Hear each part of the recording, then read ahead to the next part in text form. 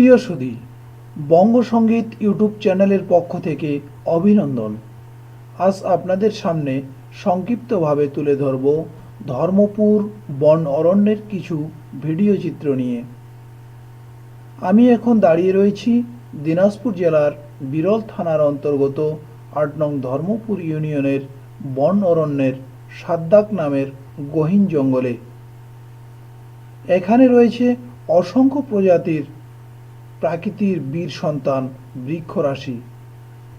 ভুতুড়ে এই পরিবেশ যেন গা ছমছম করে ওঠে। স্বচক্ষে না দেখলে এখানকার সৌন্দর্য বুঝে ওঠা বেশ কঠিন।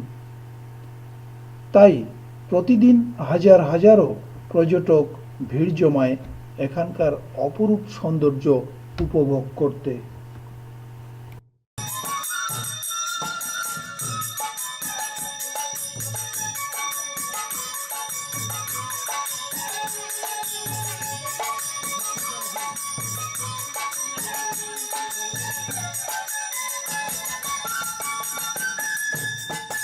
এখানে রয়েছে অসংখ্য প্রজাতির নতুন পুরাতন বৃক্ষ। তবে এখানে এলে অবশ্যই পুরনো কোনো গাছের একেবারে কাছে যাওয়া নিষেধ, কারণ এই পুরনো গাছের কুঠুরিতে রয়েছে বিষাক্ত সাপের বসবাস। গাছ ছাড়াও এখানে রয়েছে অসংখ্য উইপোকার বাসা। এসব উইপোকার পুরাতন গর্তগুলোতেও রয়েছে বিষাক্ত সাপের বসবাস। অবশ্যই এখানে সাবধানতা অবলম্বন করা উচিত। এই গাছটির নাম সোনালী লতা। এর অনেক ঔষধি গুণ রয়েছে। এই লতা গাছটি যে স্থানে জন্মে তার থেকে ৩০০ থেকে ৫০০ ফুট পর্যন্ত এই গাছের লতা বিস্তার লাভ করে। বসন্তকালে এই গাছের পাতা থাকে না।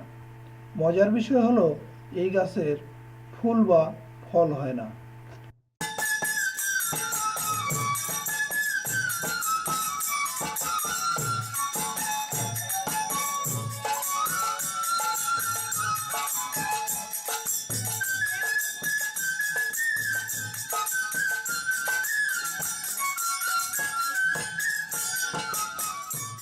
এই যে গাছটি দেখছেন, এই গাছটির নাম লরেল গাছ। আশ্চর্যজনক বিষয় হলো এই গাছের পাতা থেকে বৃষ্টির মতো অনবরত পানি ঝরতে থাকে। তবে বছরের ১২ মাসেই নয়।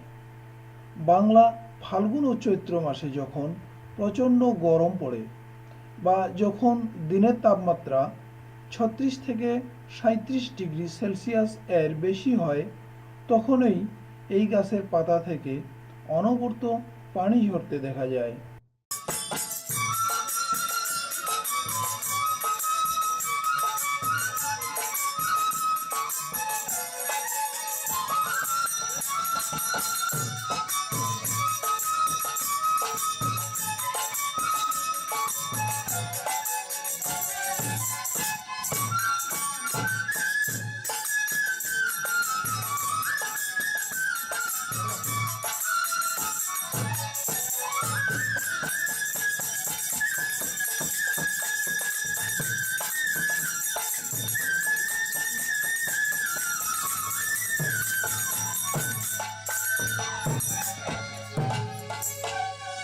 লম্বা লম্বা কাঁটাযুক্ত এই গাছটির নাম শ্বেত গাছ। এর সারা শরীরে লম্বা লম্বা কাঁটা থাকার কারণে এই গাছটিকে শ্বেত গাছ বলা হয়। পরবর্তী ভিডিওগুলিতে আরও বিস্তারিত আলোচনা থাকবে। ততক্ষণে সবাই সুস্থ থাকবেন এবং দেখতে থাকবেন বঙ্গসঙ্গীত ইউটিউব চ্যানেল এবং বঙ্গসঙ্গীত ফেসবুক পেজ। ধন্যবাদ।